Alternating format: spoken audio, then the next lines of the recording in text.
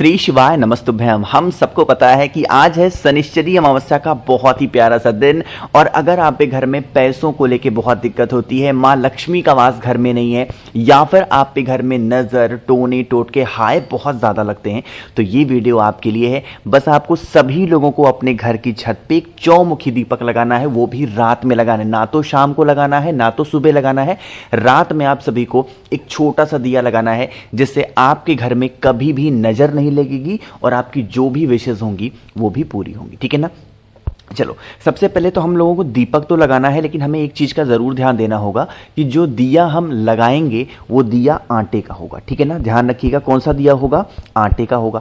अब ये आटे का दिया कौन सा आटे का होगा? गेहूं के आटे का। ठीक है ना।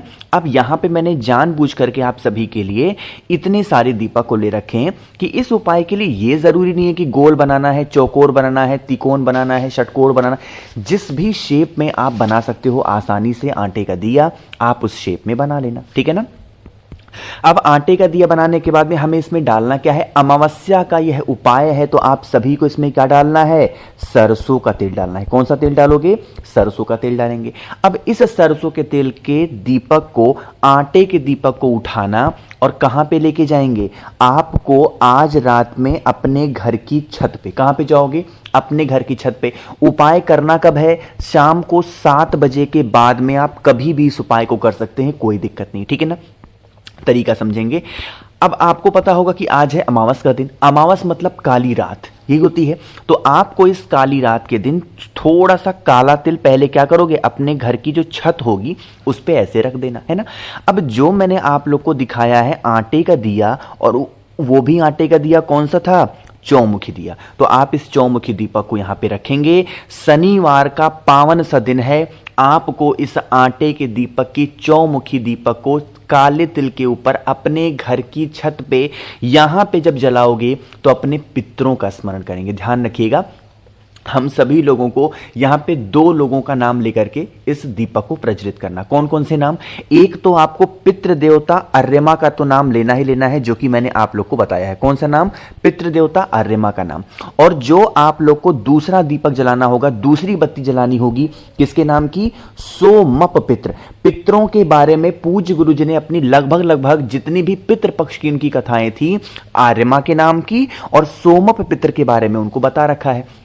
तो जैसे एक बत्ती जलाना अर्यमा के नाम की, दूसरी बत्ती जलाएंगे सोमप पितर के नाम की, फिर तीसरी बत्ती जलाएंगे अर्यमा के नाम की, चौथी बत्ती जलाएंगे सोमप पितर के नाम की। अमावस्या का जो दिन होता है वो किसी देवी देवता को समर्पित नहीं होता। आपने कभी नहीं सुना होगा कि अमावस्या के दिन हम इनके लिए व्रत रहते हैं, उनके लिए व्रत रहते हैं। नहीं, अमावस्या का जो दिन होता है वो सिर्फ और सिर्फ हमारे पितरों के लिए तुल्य माना जाता है। और ये वही दिन होता है जिस दिन हम अपने पितरों को खुश कर सकते हैं, उन्हें तृप्त कर सकते हैं। तो आप इन बत्तियों को जला देना।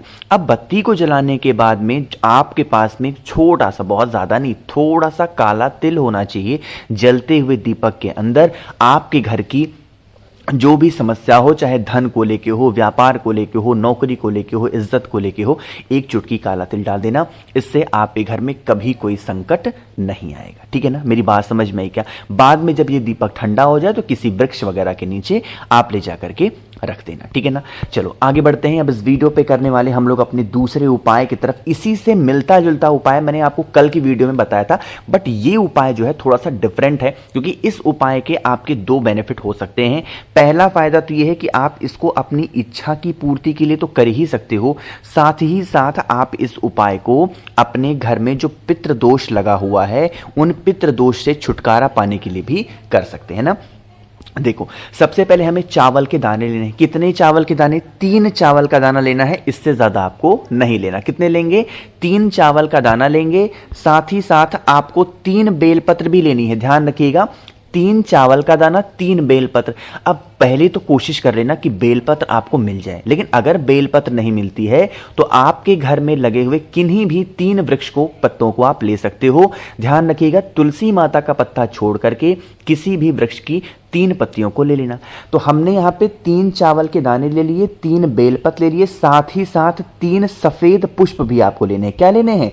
सफेद फूल। अब फूल भी अगर आपको सफेद नहीं मिलता है तो कोई सा भी फूल आप ले सकते हो ना। इन सभी चीजों को लेंगे। आपके घर में जहां पे भी मटका लगा हो, परिंडा लगा हो, आरओ लगा हो, जहां पे आप पीने के लिए पानी लेते हैं, उसके पास में जाएंगे, अपने राइट हैंड में इन सभी चीजों को रखेंगे, या फिर एक छोटी सी कटोरी ले लेना, उस कटोरी में रख देना 3 फूल, 3 बेलपत्र और 3 चावल के दाने।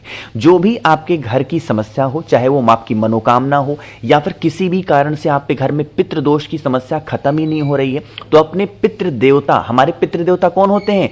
अर्यमा होते हैं। हर किसी के डिफरेंट डिफरेंट नहीं होते हैं। देवताओं के जो एक मालिक होते हैं, जिनको बोलते हैं कि ये देवताओं के देवता हैं, वो एक ही होते हैं। वो कौन है? पितृ देवता अर्यमा। तो उन्हीं का स्मरण करके अपनी बातों को कहेंगे और फिर आपके बाद में उस कटोरी को उठाना और उन सभी चीजों को महादेव के शिवलिंग के ऊपर यहां पे भी जब समर्पित करोगे तो पितृ देवता अर्यमा का नाम लेकर के समर्पित करेंगे। अर्यमा का ही नाम